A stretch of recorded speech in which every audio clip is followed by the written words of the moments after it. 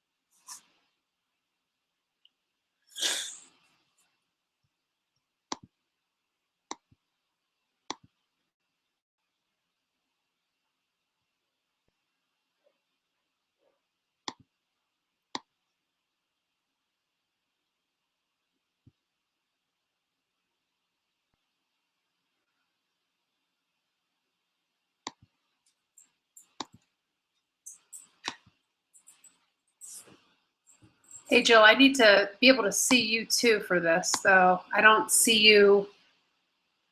I don't see your face on there. Do you want to log out and log back on? Because I want to be able to show your face while you're speaking. I see you as a viewer. So go into the second link that they sent you. I'm going to send you another one again to come in.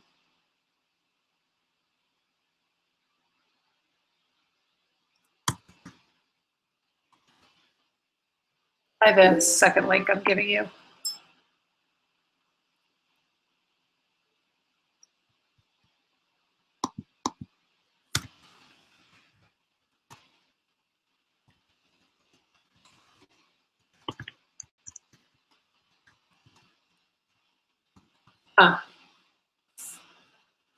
Okay. I see you in like viewer mode. I don't see you in like participant mode.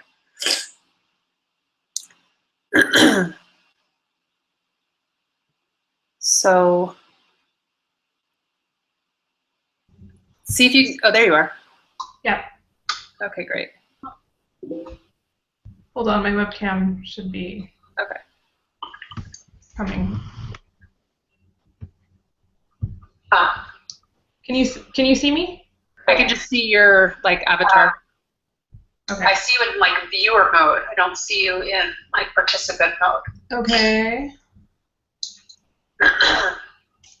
Why I don't know my camera. So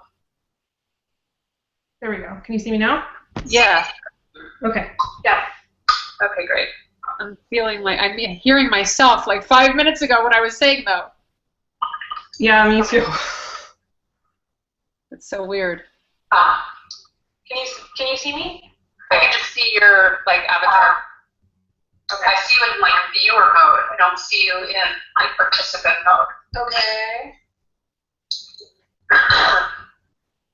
Hang yourself up as a viewer. I just hung myself up on YouTube, so I'm wondering. Okay, maybe that was it. Okay. Yeah, I think YouTube is like a couple minutes behind. Okay. Okay. Cool. All right, so I will just let me pull up your website real quick so I can introduce you.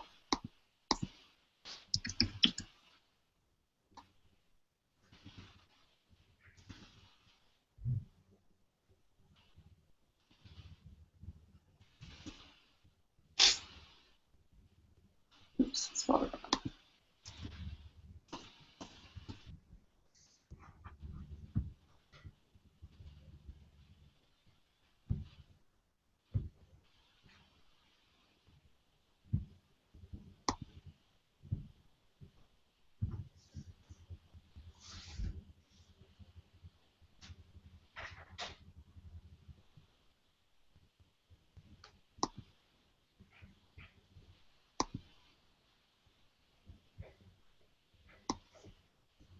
What's your website? Why is it not pulling up? PR. The Prairie Homestead. The, okay. Then Prairie Homestead, and it was coming up with something else. Yeah, I tried to buy that and it was already bought.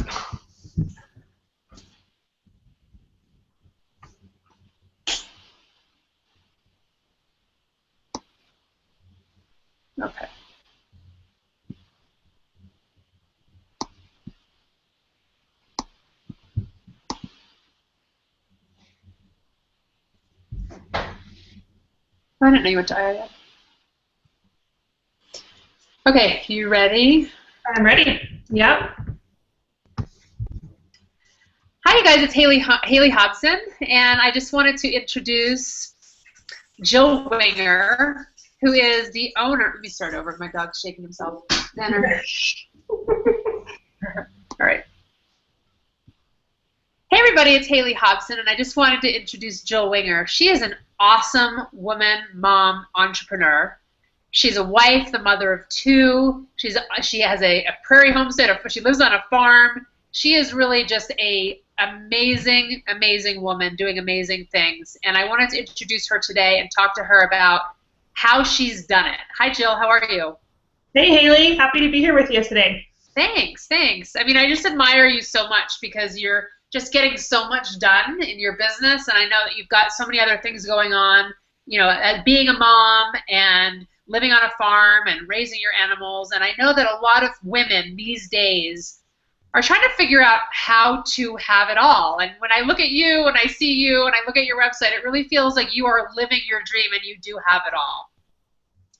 So I wanted to hear from you, like, how have you done it? How have you gotten your life to, what was the decision that you had to make to sort of decide that you were going to have it all, that you were going to live the life of your dream? And tell us a little bit about what you're doing.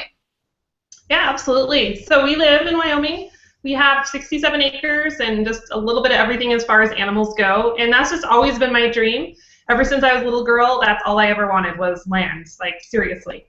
And so as soon as I turned 18, that was on my goal list, as we were going to have land and animals.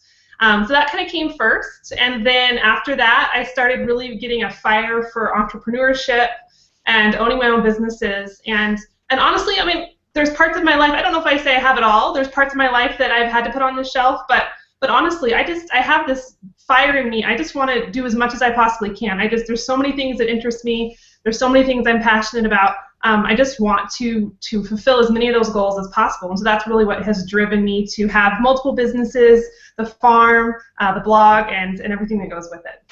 So tell us how you got started with the blog, and tell us about your farm, and tell us about these multiple businesses you're doing. I mean, I love to know how other women are making six figures or multiple six figures and still doing the things that they love. Because as you said before, yeah, we do all have to put things on hold at certain times of our lives, and there's compromises and sacrifices that we have to make. All of us have to do it. So let's just hear a little bit of your story. Definitely. So I'm not a business person by birth. That is not who I was raised to be. That's not in my DNA. I had no intentions of really starting a business. We got this piece of property and we started to do some really crazy things. We got a milk cow when we were first married, and I thought I just needed a way to keep track of it. So I just innocently started this blog and started writing about what we were doing, and lo and behold, it turned into quite the phenomenon online, and people actually they were reading what I was writing, they were interested. I started to make a little bit of money, and I thought, hey, it would be awesome if I could be a mom at home and just keep this rolling. And so the blog has really grown into its own full-time business, and then we added in an essential oil business along with that, which is turned into its own entity as well. And then we have the farm. We have a milk cow. We butcher our own meat. We raise chickens. We garden. We do a lot of things ourselves, a lot of our own projects. And so I kind of compartmentalize my life into the different portions, as well as being a mom. We have two small children, and for some of it, it fits well together. The essential oils fit in well with the blog, and then of course the blog is about the homesteading, and so it does it's a nice little puzzle that all fits together, with a few little bumps along the way. But yeah, so when you say you started the blog, did you start the blog as mainly just something fun, like a journal that you wanted to create, just sort of, you know, getting your thoughts out online, or did you create the blog with a way of bringing residual income into your pocket from what you could share with other people and maybe products that they could buy from you? It was really just fun. You know, I had been reading blogs. I thought, hey, I could kind of goof off and do that. And so it just totally started just a journal. And then I'm actually a pretty competitive person. And once I latch onto something, I go all the way. And so I started it as fun, but then I started seeing other bloggers who had cool designs and they were making money. And I thought, oh, I'm doing that. And I'm going to do it all the way. And then that was the history ever since. So how did it happen? How did you start seeing money from your blog? It was very slow at first. I remember when we were looking at our taxes this year, I found my tax statements from our very first year blogging, and I made $600 and had a $900 loss. So it was slow. My first little bit of income was through affiliates. I'd promote other people's products and get a little bit of a commission. Then I started writing an ebook, and I sold it for $3 a piece. You know, I was very, very small potatoes at first, and then the longer I blogged, the more consistent I started adding in more income streams, and it really snowballed from there. Right, and when you start to create a following, it's like your following wants to listen and do everything that you're doing, so it becomes easier and easier to generate income, right? Exactly. Once you get that following built, yes. And I feel like, you know, just by you being you, you've really created your own brand and your own following. Yeah, and that really, I kind of came into myself as I started blogging, and it really taught me more about who I was and who I wanted to be. And it's really about that personal relationship you create with your readers. Even if there's millions of them, you still have a semblance of that personal relationship, and that's really what draws them to you online. Yes, totally. I hear you. So tell me a little bit about your farm business. Is that just you guys are having the farm so that you can get your own food, milk your cows for your own purpose, or are you actually working off your farm? It's just mostly for our own consumption. We've talked about adding in some for-profit portions, but mostly, what we're doing online is so much more profitable that we're pretty content with that right now. So we just raise the animals for ourselves and for friends and family here and there, but that's about as far as that goes. But I bet that can feel like a full-time job to you. Absolutely, absolutely. It can, animals just take a lot of time, and especially in the spring and summer, everything happens at once. Everything's having babies at once. Everything needs planted, and so it can absolutely be a full-time job in and of itself. So tell us how your family's getting involved with your businesses. Are your kids helping out? How old are your kids? Is your husband helping out? Like, what part do they have in your business? So my children are really small. I have a 4-year-old and a 2-year-old. So I guess they're not milking the cows, right? They do help with chores. My 4-year-old went out and brought in the eggs today all by herself. So yeah, they do help with the outside stuff. Not so much the computer things yet. My husband, up till this point, has maintained his full-time job just because he really loves what he does. He will be quitting next month though and joining me full-time with our businesses, mostly kind of to run the farm side of things, and then we'll figure out how to collaborate on the computer stuff in the meantime. That's so fabulous. I mean, I've gotten to the point also where my husband, who is always making 3-4 times as much as me, is finally looking at me and going, wow, you're making 3 or 4 times as much as me. What should I be doing when I'm doing anything anymore? And he loves what he's doing, but it's so nice to have the option of saying, like, you know what, maybe I should join her up. So we've been talking about that too. So tell us what are the challenges of running 2 businesses at once? It's hard to be split, and I'm sure you can relate to this as well, because I know you always have projects going on, multiple things at a time, but sometimes I look at other people who just have one thing to focus on, and I almost get a little bit jealous, just for a split second, because sometimes it's just hard to have so much of you being pulled in multiple different directions. There's some days I want to be completely focused on the blog, and I need to be focused on my essential oil business, and so it's just this balance of figuring out when to devote time to each one and make sure they both are getting what they need to be moving forward at the speed I want them to. So just that balance. Have you hired help to help you with your businesses, or are you working all by yourself still? I have hired help, and that was something I really fought. I'm really stubborn and independent, and I kept thinking, oh, I can just do it myself. What would I even have someone help me with? And when I finally gave in to that, it was so nice. So I have a babysitter who comes a couple mornings a week, total lifesaver. I have a virtual assistant. I have people who do my web design and some of my SEO and things like that. So it's a huge relief to have those people on your team. Yeah. Are you having people help you with the writing yet, or is that still 100% coming from you? I've really gone back and forth. I've hired people here and there. It never does as well as what I write myself. And I think that they say never outsource the relationship aspect of your business. For me as a blogger, the relationship is writing those posts. Right. So I'll probably always keep that. Yeah, I think it's a hard balance to figure out what you can give up. And I actually just had a post on this on Facebook. It was one of my, I think, most highly visible posts this past weekend. I said to people, look, if you want to be a millionaire, which I think, if you're working in the online industry is totally possible, you have to figure out a mindset of that you're worth $500 an hour. I mean, that's what a millionaire is worth if you look like a 40-hour work week, right?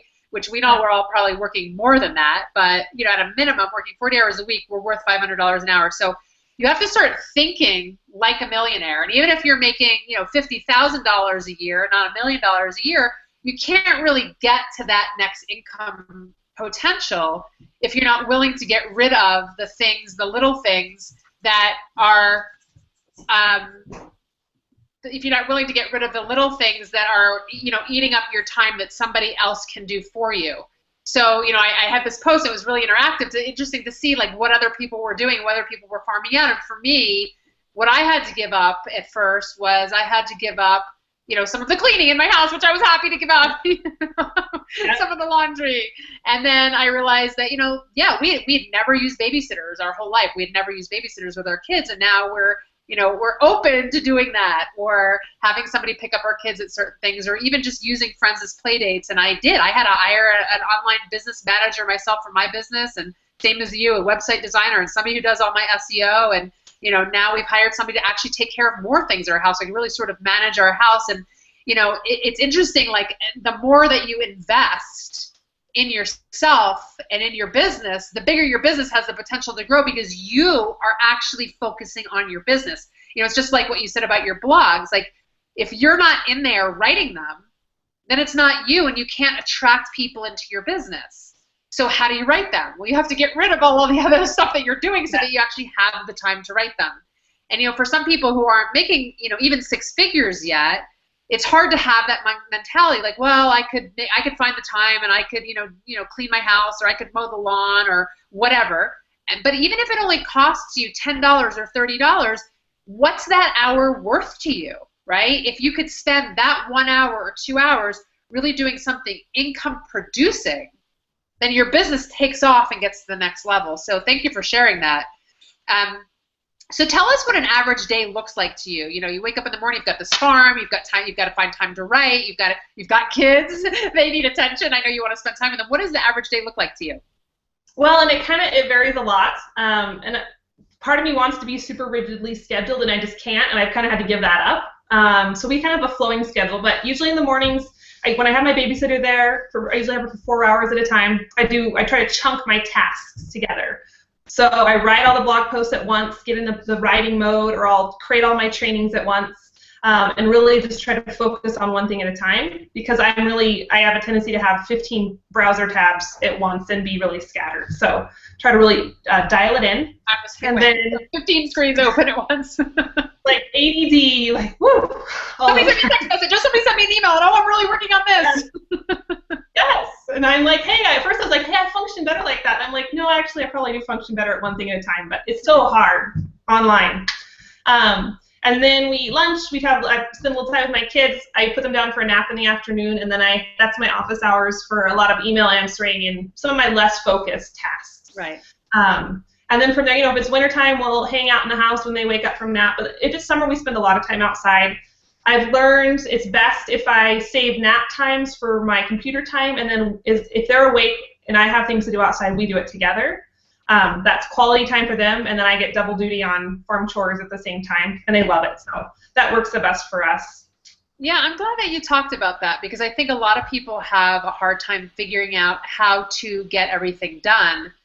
And a lot of us, especially women with children and husbands and homes, like we have, you know, multiple things going on all the time on our plate, and we don't know like when to do what. We wake up and sometimes feel in this like complete state of overwhelm, right? That we've got so much to do, when are we going to do it? And I do the exact same thing you do. I try to get all of my business income producing activity done while my kids are at school, and actually also my workout, because I like to work out.